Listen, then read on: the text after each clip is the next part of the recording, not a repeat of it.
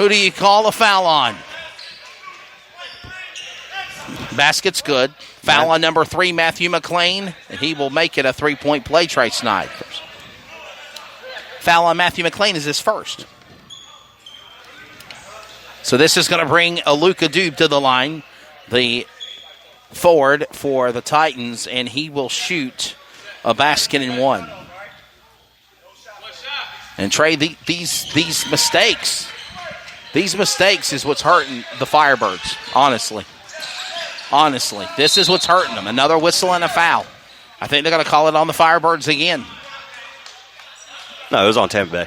It'd be Raleigh's ball. So Collins is going to go to the line. He'll shoot. Foul on number 10, Aluka Dube. Now that's his sixth.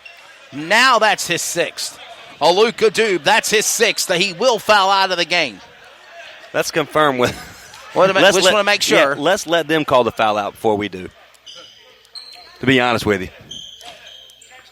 There you go. See, it is official. Aluka Dube has fouled out, so he will foul out of the game. Aluka Dube, the forward for the Titans, he will foul out. So we'll remember that from now on, guys. 5 fouls in basketball, 6 fouls in the TBL and the NBA and all that good stuff. Oh, yeah. So 5 fouls for high school. Did I say high school? No, you said basketball. High school basketball. So I was like, wait, you know what I meant, Trey? What are you talking about, brother? Wesley?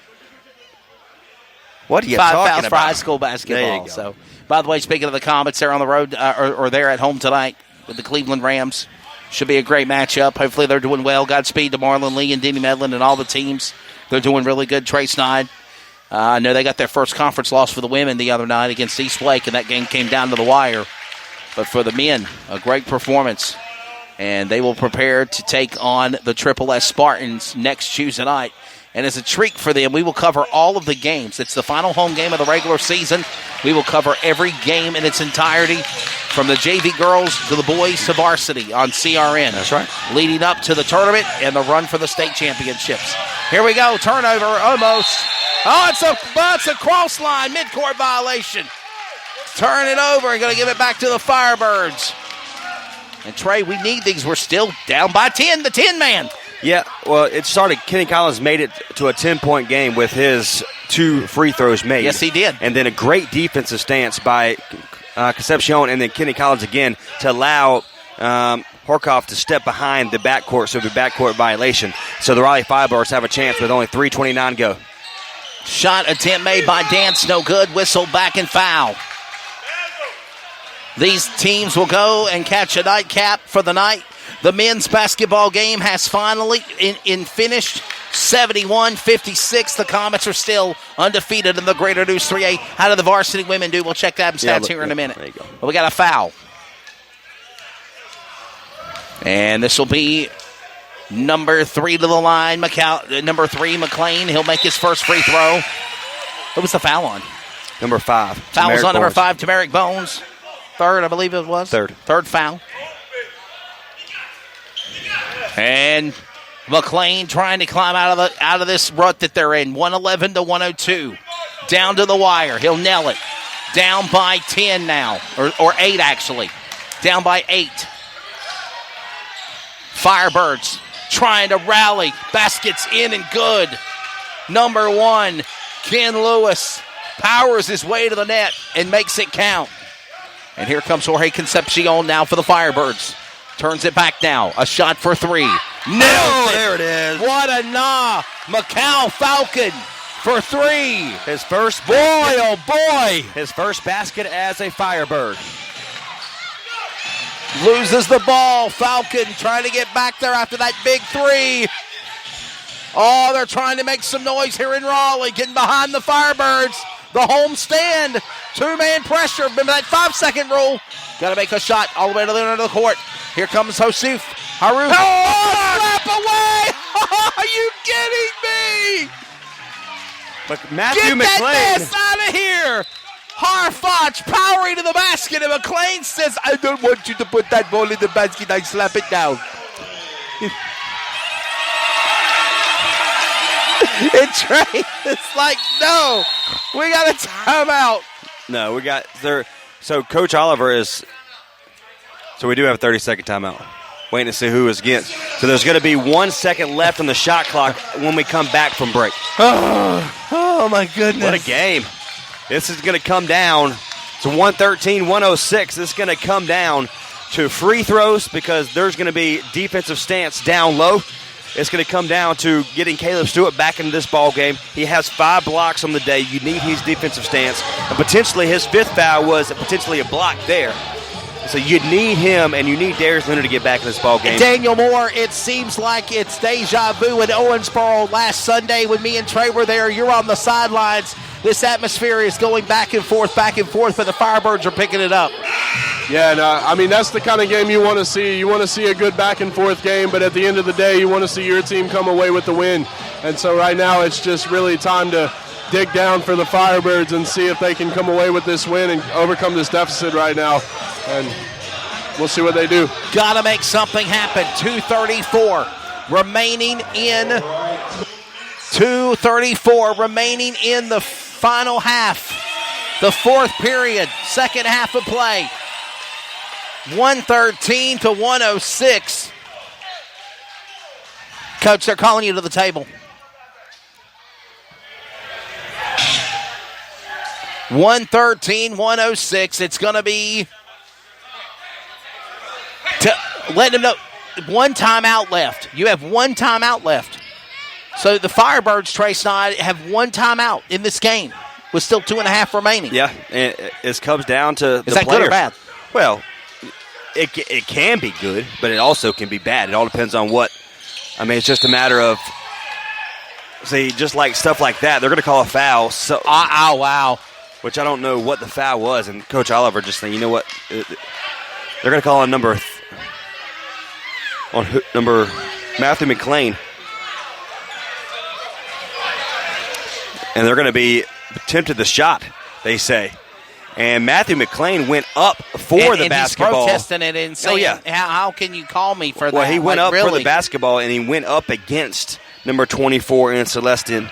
And so they're calling the foul, and he's not happy about it, of course, because they're just not right now.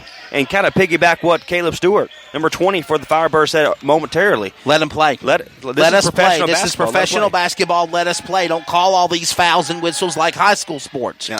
And Celestin misses the first one. They're down by 7 and tying it up.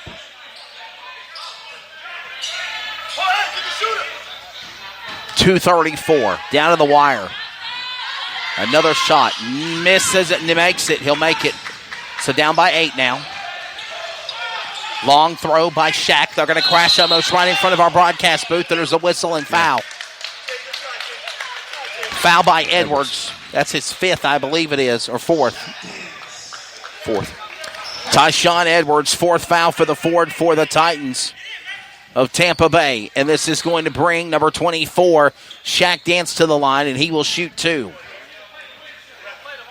Down by 8, Trey Snyder. They're trying to find a way to get out of here, and right now it's been Firebirds at the free throw lines, and he'll nail his first. They give you free shots. You got to take advantage of it. They give you free opportunities for points. You got to take advantage. Here comes the big man in Caleb Stewart, who can play inside, but also we've seen him hit 5 threes down in Owensboro just a bit. And 5 days ago. Both field goal, or nails both free throws.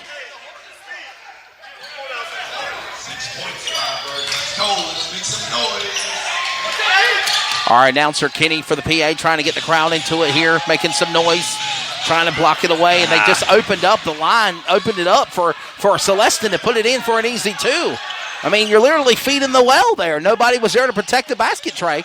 And here comes Shaq. Shaq sets up to Jorge Concepcion. No, it's not 30. Falcon for 3. No good on the rebound. Going to give it back to the Titans. Under 2 minutes to play. Throwing it deep. Back to Bones. Bones goes to Edwards. Bones under pressure. Looking, juking, jiving. Macau Falcon on pressure. Stopping him. Looking inside. Almost Concepcion just stops and let it go. And a rebound. Give it back to the Firebirds. They're back to it again. And then they'll put it in for 2. Basket's good. 1:40 remaining here in regulation. They're down by 10 again. There Basket up and good. Jorge Concepcion. Very nice. Puts it in. They're down by 8. 118 to 110. Oh, it's off the rim, and it's still good, but we got a foul. Whistle and foul. Foul's going to go on number 3, Matthew McLean, the 6'6", 199 forward. That's his third in the game. Caleb Stewart will be coming in here in just a moment, the big man. At 6, almost 7 feet tall. And number 8 will go to the line and shoot. Basil Harvach. Basil Harvach, the 193 guard. Caleb Stewart's coming in. 1:24 remaining here in regulation. And Trey Snyder, as he makes his first. Harvach. That's 23 points. It seems like we are seeing the same deja vu down the stretch for the Firebirds, like Indy and especially Owensboro. Yeah, I mean, it's a 10-point game. You still have a couple minutes or a minute and a half to really get going. Can't do that. Can't turn the ball over. Down by 10 again. Edwards, pressure. Goes back to Harvach. Harvach will go to the basket. Setting up and a slam home by 24. Josique Celestin. 1 minute remaining in regulation. 122 to 110. They're powering it on. An opportunity for another 3. Kenny Collins for 3. Desperation shots now going by the Firebirds and simply running out of time. They go to the basket again and it's good. Number 5, Tamarick Bones puts it in. 124 to 110. Down to the wire. And then they have steamrailed them here. Tampa, Florida, going crazy on CRN for those that are listening in, Titan fans. And they'll put it in with 30 seconds left to play. Baskets here, but good by McLean in 3. Trying to go for a foul. No one there. Here comes Edwards. Edwards is there. Oh. Slamming it home by Yikes. Malcolm Celestin again. And this ready to bring home for supper. Down by 14. Put it back in here now. Back down by 13. Basket's good. Concepcion. Jorge Concepcion. Final 10 seconds of play. And the Titans will go to 1-1. The Firebirds will go to 0-3 on the season. Simply ran out of time. What a tough break, Trey Snyder. My goodness. Yeah, I mean, so you like what you saw. They opened up an 11-point lead in the first quarter. And then here in the third and fourth quarter, it kind of got away from them. And by that means Tampa Bay just came in the second half more energized. They came in making the extra pass count, making the second point opportunities count. And so it's a difficult situation. Yes, last year they started 0-3 on the season. They went 4 points for making it to the championship game. And so they've been in this predicament before. But what they're going to do tomorrow to change that? They match up really well against this team in the Tampa Bay Titans. And this is the most points they've scored all season. With 114. So they have an opportunity to do something special. And they got to take advantage of that tomorrow. And Daniel Moore will be grabbing an interview with the coach here in just a moment. Lazarus Sims and then also DeMarcus Oliver here in a few moments and getting his thoughts on things here as we continue on with the Symmetry Financial post-game wrap-up. And we're going to grab DeMarcus Oliver and also the winning coach. So, again, right now we're going to speak with DeMarcus Oliver of the Raleigh Firebirds right now to kind of figure out what he is going to do tomorrow after this game.